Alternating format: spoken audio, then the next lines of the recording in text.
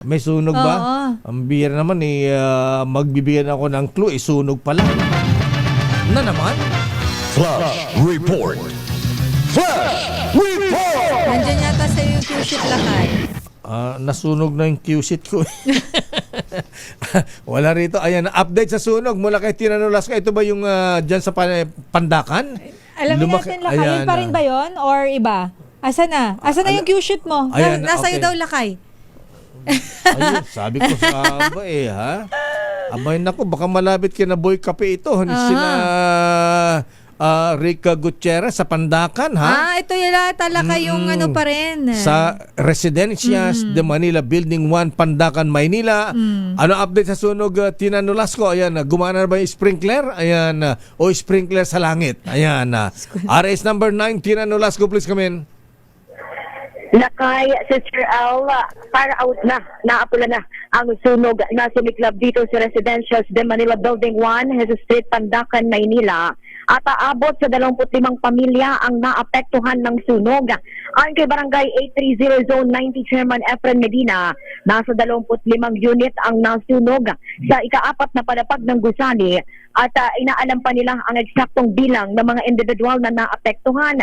Paliwanag ni Medina, walang elevator ang gusali kaya maraming unit owner ang pinaupahan o pinatirhan sa kanilang kaanak ang kanilang unit. Loft-type din niya ito at gawa sa plywood ang makisame kaya mabilis na kumalat ang apoy. Ligtas namang nailikas sa mga rescuer ng Manila City Disaster Risk Reduction and Management Department ang isang person with disability o PWD mula sa nasunog na gusali. Sa ngayon, sa lobby ng adjustment building ng Building 7 at 8 muna sumilong ang ilang mga pamilya na naapektuhan ng sunog habang ang iba ay pansamantalang tutuloy sa basketball court ng Barangay 830 sa ilalim ng Mabini Bridge. Pakinggan natin si Kapitan Medina.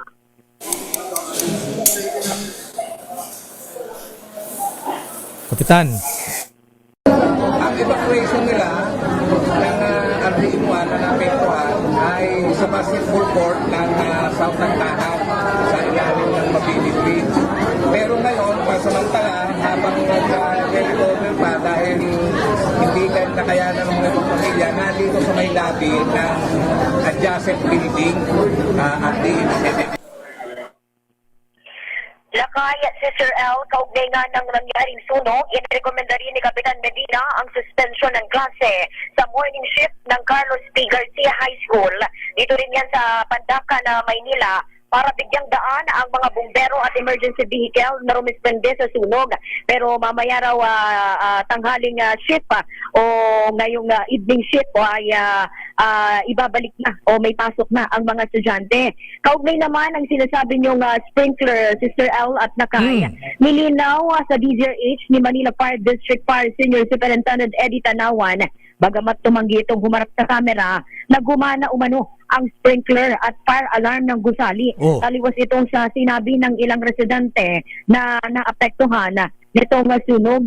Patuloy pa si Sir L at Lakay ang investigasyon ng Bureau of Fire Protection sa tunay na sanhi ng sunog.